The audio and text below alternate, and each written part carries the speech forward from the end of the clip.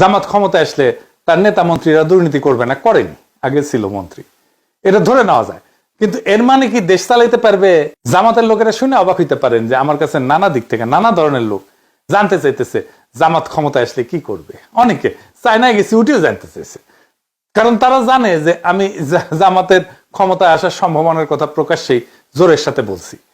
যারা এই প্রশ্নগুলো করছে তার মধ্যে আছে ডিপ্লোম্যাট, ইন্টেলেকচুয়াল, বিদেশিরা তো আছেই, শীর্ষ ব্যবসায়ী আছে, নারী আছে, এমনকি আমার মাও জিজ্ঞেস করেছে। কি প্রশ্ন শুনলে অবাক হইবেন, বলতেছে জামাত ক্ষমতা আসলে কি মদ খাওয়া বন্ধ করে দিবে, আমার ওদের মদ খেতে দিবে।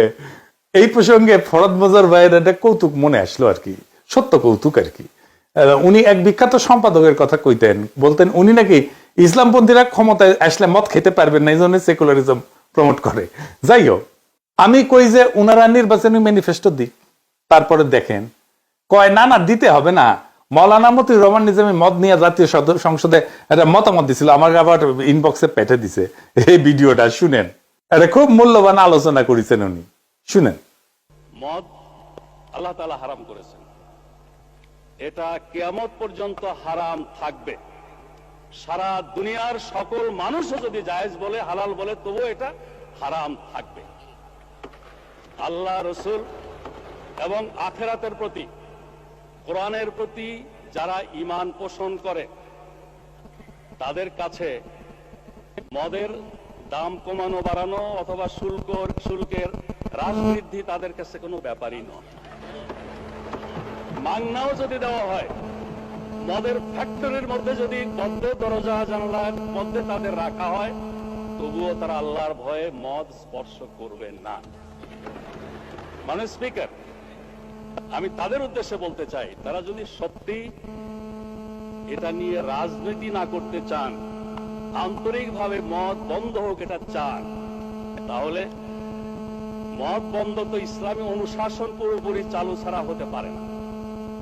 ইসলামী রাষ্ট্র ব্যবস্থা, সমাজ ব্যবস্থা, শিক্ষা ব্যবস্থা চালু হওয়া ছাড়া হতে পারে না। অনুশাসন কায়েমের আন্দোলনকে বলেন মৌলবাদ, বলেন সাম্প্রদায়িকতা, বলেন ধর্মান্ধতা। যতদিন তারা ইসলামী রাষ্ট্র ব্যবস্থা, সমাজ ব্যবস্থার আন্দোলনকে মৌলবাদ, সাম্প্রদায়িকতা, ধর্মান্ধতা বলা বন্ধ না করছেন, ততদিন মদের ব্যাপারে তাদের কোনো প্রশ্ন তোলার অধিকার নাই। মানে স্পিকার, এই ব্যাপারে আর একটা পিকচার আমি আপনার সামনে আনতে চাই। 1400 বছর আগে জনাবে মুহাম্মদুর রাসূলুল্লাহ সাল্লাল্লাহু আলাইহি ওয়াসাল্লাম যখন ইসলামের দাওয়াত দিচ্ছিলেন, সেই যুগটাকে বলা হয় আইয়ামে জাহিলিয়া। তখনকার দিনে মানুষের মদের আসক্তি আরো অনেক বেশি ছিল। আরবি ভাষায় দেখেছি মদের নাম 200-এরও বেশি। তাদের কাব্য সাহিত্যে মদের বন্দনায় ভরপুর।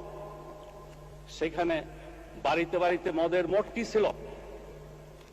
আমেরিকার মতো এরকম প্রচার মিডিয়া ছিল না মোটিভেশনের জন্য, কিন্তু ইমানি শক্তি, আল্লাহ, রসুল, আখিরাতের প্রতি বিশ্বাস এমন একটা শক্তি, এই শক্তির বলে সেদিন পর্যায়ক্রমে মানুষকে তৈরি করে নিয়ে যে মদ নিষিদ্ধ করা হয়েছিল। আজকেও মুসলিম বিশ্বের সংখ্যাগরিষ্ঠ মানুষ আইনের কারণে নয়, আল্লাহর ভয়ে মদ থেকে দূরে থাকে।